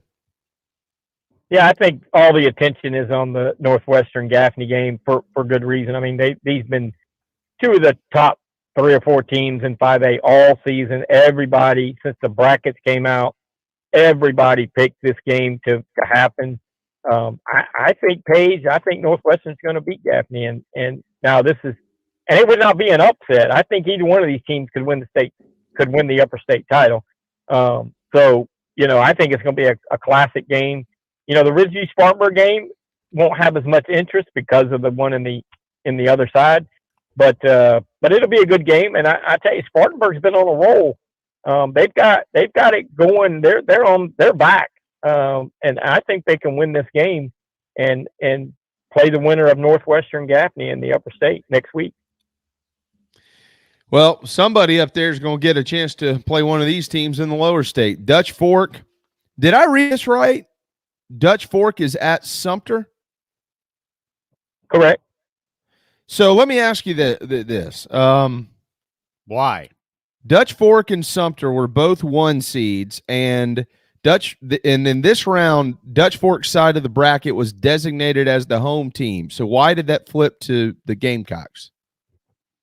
Call Steve LaPrade at Fort Dorchester, and he will explain it to you, because it is the LaPrade rule. A couple years ago, because of the way that predetermined bracket set out, Fort Dorchester had to go to Dutch Fork 2 years in a row, even though both were number 1 seeds, and the brackets didn't flip. Well, obviously, LaPrade didn't think that was fair. It probably wasn't. So LaPrade proposed and was passed by the coaches in the league and everybody that had to pass it, that if in the playoffs you play a team that you played the year before and you played at their home field and you're both the number 1 seed, just like we got right now, that you automatically flip to the other team getting the home game. So basically, because Sumter played at Dutch Fork last year, they're both number 1 seed. They flipped the bracket automatically. It's known. This is not something they decided on Monday. This was back. This was done back before the season. Hell, I think last March maybe. So Dutch Fork has to go to Sumter. Let's say, for instance, that Lexington and Fort D, who's the other Lower State game, if Lexington were a number 1 seed out of their region and had played at Fort Dorchester last year, then that would automatically flip to Lexington. So it has to be, you have to have played the year before, and you both have to be number 1 seed. It doesn't go like if the number 2 seed gets an upset and then, oh boy, we get to play at home because we played at Dutch Fork last year. Well, no, that's not, because Dutch Fork's number 1. But it basically is a more fair way of deciding things, because that predetermined bracket thing, I never did like that. But you really had to do that because you can't go by rankings and polls and records, because, idiots like me do the media poll, and you can't let people like me and Lou Bashak and Ian Guerin decide who's going to be at home. You can't do that. It makes it sounds more they'd fair. all play in my backyard if they had to. But wow. It does. Yeah, it's just the LaPrade rule. It's just something to kind of make it more fair. Yeah. I mean, when you said that, my initial reaction before the explanation was, where are we going with this? But it makes perfect sense. I mean, as long as you're both the number 1 seeds, I mean, it's not like one of you earned it over the other. So why do it? Why do the same thing you did last year? It makes sense. I disagree with both of you. I love both of you, but I disagree. Is Sumter undefeated? No, but what's that got to do with it? They play different schedules. Well, yeah, no, actually, Sumter is undefeated.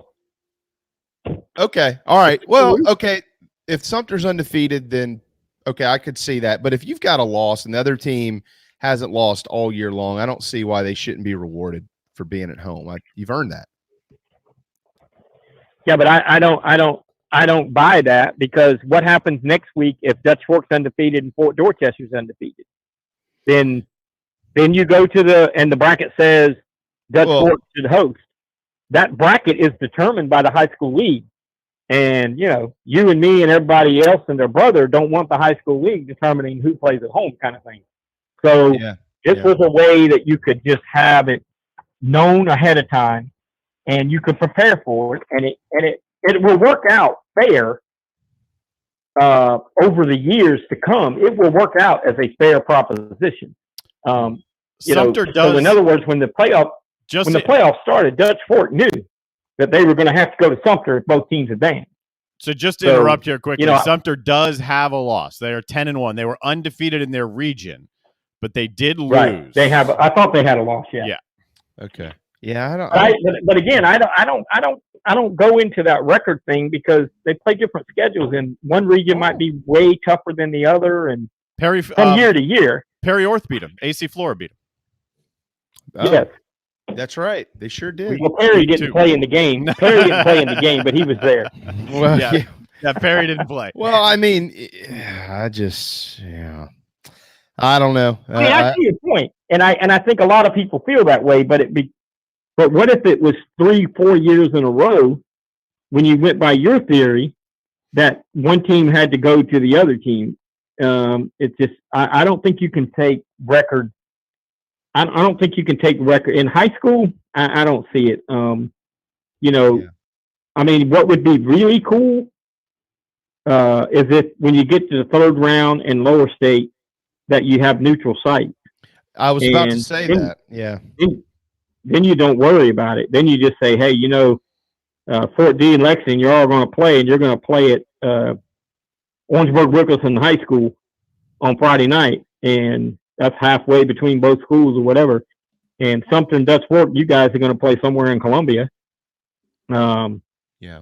So I would like that, but it's a lot of work to figure out who's going to be available, whose stadium's going to be available, and all that. And nobody wants to work anymore. Oh no, they're quitting their jobs now. Is what people are doing apparently. Yes. All right, and Lexington and Fort Dorchester. Fort Dorchester is hosting this one. This one also was flipped from predetermined, but Lexington is also a 2 seed, and Fort Dorchester is a 1 seed. So that was rightfully flipped. So Fort's got a home game this week, and we like their chances there, right? Yeah, I do. I mean, I saw Lexington last week, and they beat Goose Creek, and they ran the football pretty well. And I just don't think they're going to be able to do that against Fort Dorchester's defensive front. I mean, you're talking about they got two senior studs and then some underclassmen studs. I mean, they're really good on the defensive line, and I think the offense at Fort D is starting to really click. Zoltan Osborne had right at 400 yards passing last week, 5 touchdowns, and he's hitting at about a 70% clip right now with 35 touchdown passes. Their offense is just starting to click. I think Lexington will be competitive with them. I don't think it's going to be a blowout, but I don't know that Lexington has enough offense to keep up. And then, which would, if the brackets hold true and the favorites win, we would see Dutch Fork and Fort Dorchester next week, the day after Thanksgiving, and then Dutch Fork will advance to the state finals. And then, and if that happens, based on what I'm seeing here, if that happens, Fort Dorchester right now is the home team. So, I think so. I think they are the home team. The home team. They didn't play last year. If the two teams have the same region. Remember Fort Dorchester got beaten in the first round last year. Yeah, that's a rare high school game. If that one happens, that I don't think I actually will. I won't, but I would actually pay to go see that. Then televise that, Darren. You need to talk to your colleagues over there at Channel 4 and put the damn thing on TV. Why not? It'd be great. It'd be great to watch on a Friday night if they can get there. All right, hey, look, it'll be a nice crowd. Mm-hmm.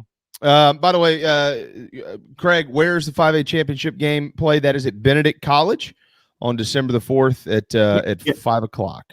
5 o'clock. So yes, all the games are at Benedict this year: Thursday, Friday, Saturday. And all games this weekend at the with the high school league, unless noted, if you're planning to go, are 7:30 kickoffs. There might be a couple here and there that have been moved around, but you'll need to check. But 7:30 is what they're all slated to go. Hey, before I let you go, Clint asked a question really early on in our program here, and I wrote it down to make sure that I would not forget to ask you. Should have known this would come back up at some point in time after the decision was made, maybe a little prematurely. But he wanted us to ask you on a scale of 1 to 10, how absurd was it to cancel the Shrine Bowl in September? About 38. Yeah, it was about as and there are some reasons. I just don't think they wanted to do the game. I think they were broke basically. It was way too early because I said on your show the week that happened, I said someone else will have a North Carolina South Carolina All-Star game. Mark my words. Yep. And there is a Carolinas Bowl set for the day after the North-South on a Sunday at Gaffney between North Carolina and South Carolina. I knew it was going to happen. This was just simply a case the Shrine Bowl didn't want to do it. I think I could be wrong. I don't have any official word. I think the Shrine Bowl is done. I think this Carolinas Bowl will take over. I think the North-South is going to grow into something even bigger, and they're going to fight for the best players now instead of getting the pick after the Carolinas Bowl. That's going to be determined by the Coaches Association, how that works.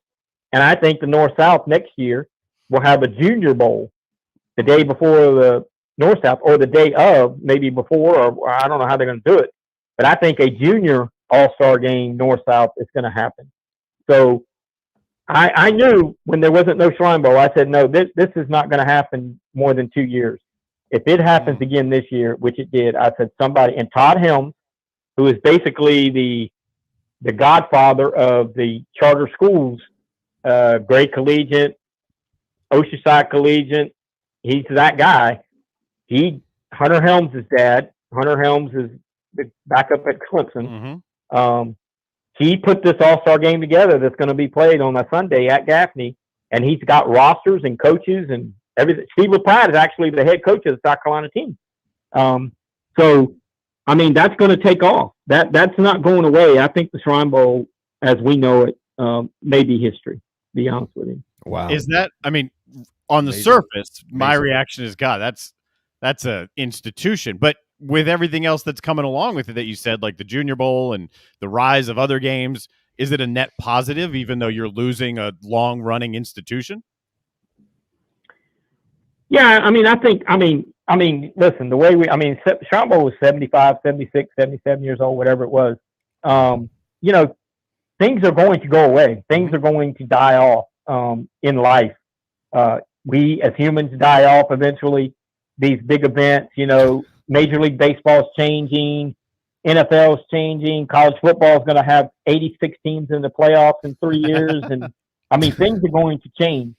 So this is just one of those changes, and I think, as long as there's an all-star game between. Now, granted, I've been on record. I'm not a big fan of the high school all-star games because they're usually not really good games, and not always do they take the best players. There's a lot of politics going on and all that kind of stuff. But if you're going to have all-star games, I think you got to have one between South and North Carolina, and I think this Carolinas Bowl is just going to be the start of it. And Helms is a guy that's got backing and is very good at doing these kind of things. So I think it's going to stick. Wow. That would be the end of an era. There's no doubt about that. Incredible stuff. Well, it should be a incredible night tomorrow night, David, and then more state championship games on Saturday with the CUSA guys getting ready to run out there and play at Charleston Southern. Of course, that starts tomorrow night as well. So it's going to be a great weekend for high school football. And if any of you can get out and support your whatever local team you're near, do it. It's a great time of the year for these young men. By the way, is there going to be a show on Thanksgiving, or am I off? It's up to you. I'll gladly take a break from my turkey and macaroni and cheese to talk high school football. But that's up to you guys.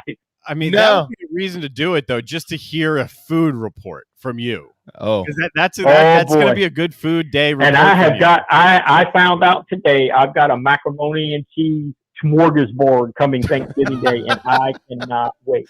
I am not going to eat from Monday on. Like I'm going on a hunger strike until Thursday. And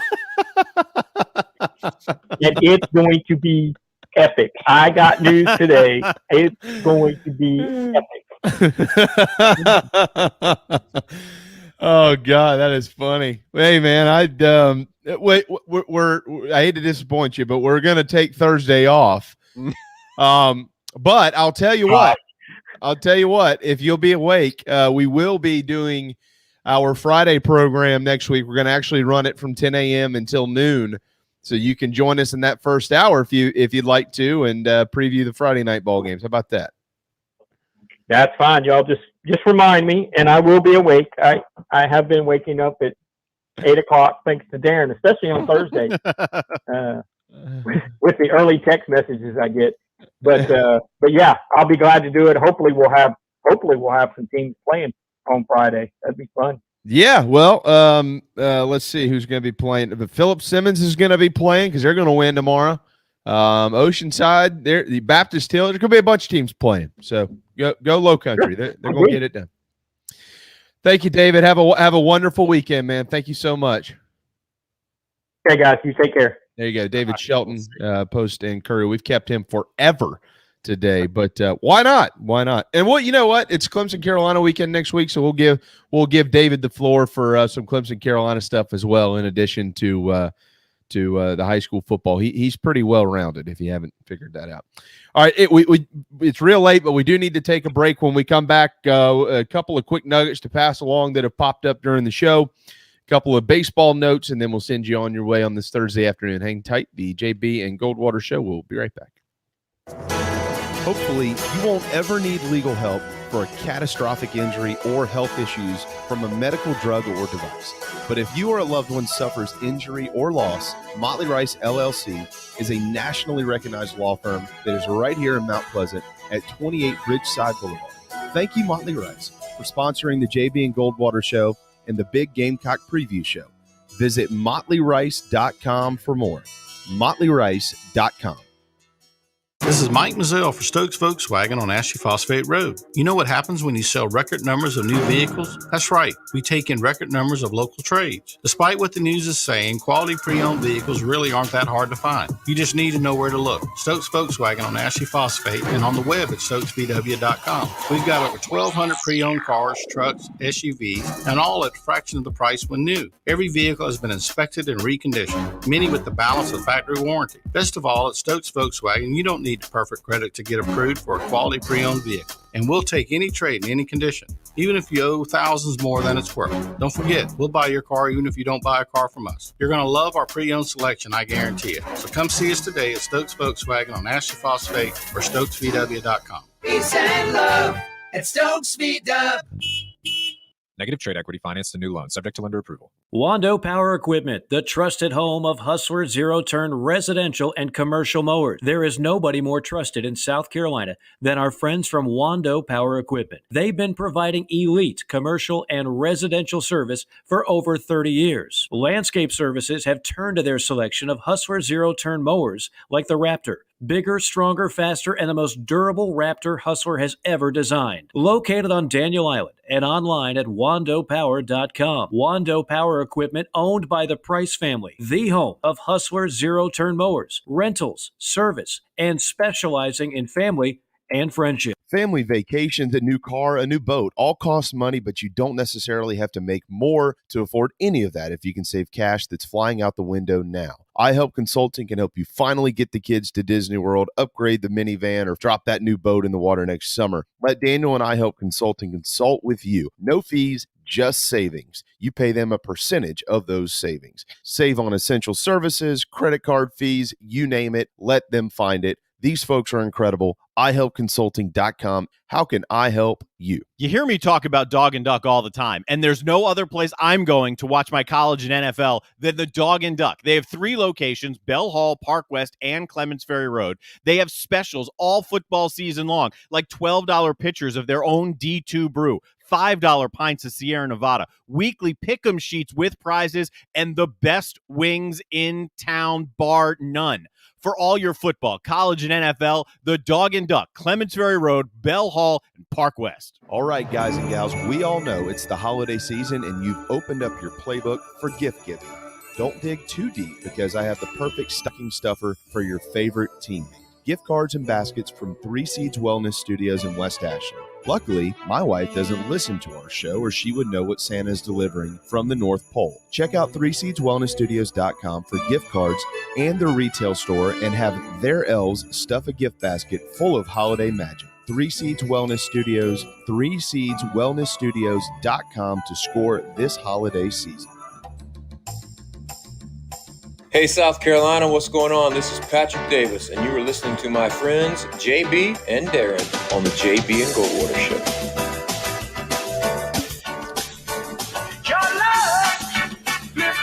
right, 154 wrapping up here on a Thursday afternoon. Welcome back, the JB and Goldwater Show. Very proudly presented by Motley Rice.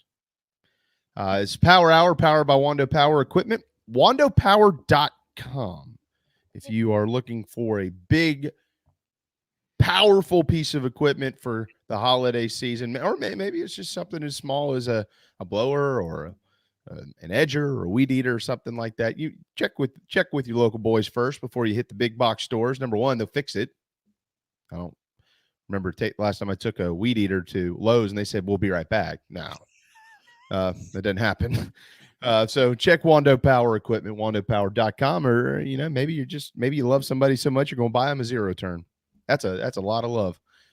But if you do, it's Wando Power Equipment on Daniel Island, wandopower.com for more. All right, get a couple of quick baseball things in here. Tonight, they're going to announce the MVPs of both the American League and the National League. Braves fans, they don't care anymore. They've won the World Series. There are no Braves as a finalist. It's Soto, Harper, and Tatis. Who wins? Who's the MVP? I think Bryce Harper wins. That's my hunch. I think Soto played well enough to be the best player in baseball. And even though the Phillies didn't exactly succeed a whole lot more than the Nats, seeing as neither of them won the division, I think Bryce Harper eventually wins. I think it's going to be really close, though. And I don't know. As a Nats fan, I'm cool with that. I have no hard feelings for Bryce Harper. Never did. Yeah, good for him. Hit 191 against the Braves this year. 19 games, even better. That's MVP numbers to me. But I agree with you. I think Bryce Harper will probably win. I'd love to see Soto win, though. I really would.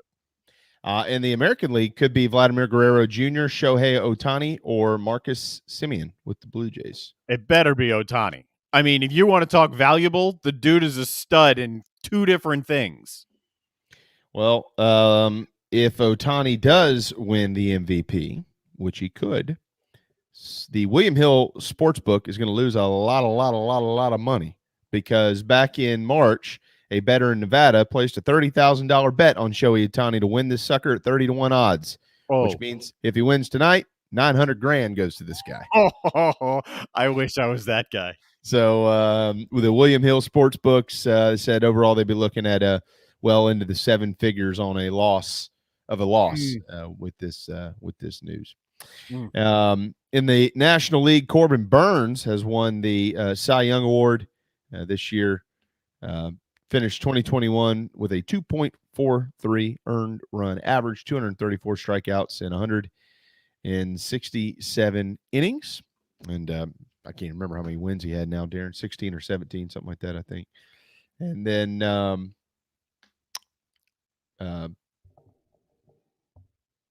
Robbie Ray won the American League Cy Young Award with the Toronto Blue Jays. So that information was announced last night. Tonight, I think, is the final night of awards for Major League Baseball. So, yes.